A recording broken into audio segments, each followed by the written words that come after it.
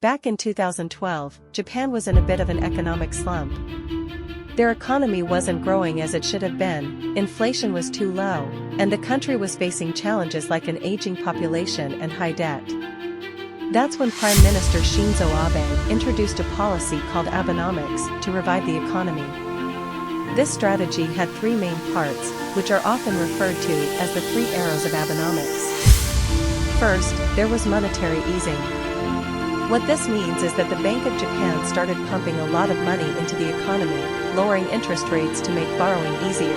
The idea was to get people and businesses to spend more, and also to push inflation back up to healthy levels. The second arrow was fiscal stimulus, which is essentially the government spending money on things like infrastructure projects, building roads, bridges, and improving disaster resilience. This was meant to create jobs and get people spending money. The third part was structural reforms, which were supposed to change the way Japan's economy worked at a deeper level. For example, Abe wanted to increase the number of women in the workforce and improve labor policies to help Japan cope with its aging population. Now, it wasn't all smooth sailing.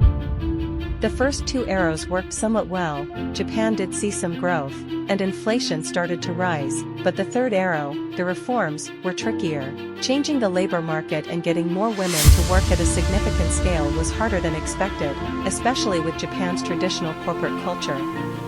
So, while Abenomics did bring some improvement, especially in the short term, it wasn't the full-on success that Abe had hoped for. But, it's still seen as a big move in trying to deal with Japan's unique economic problems. Pretty fascinating stuff, right? This way, you're breaking down the basics of Abenomics in a simple way, explaining its structure and challenges as if you're explaining it to someone unfamiliar with economics.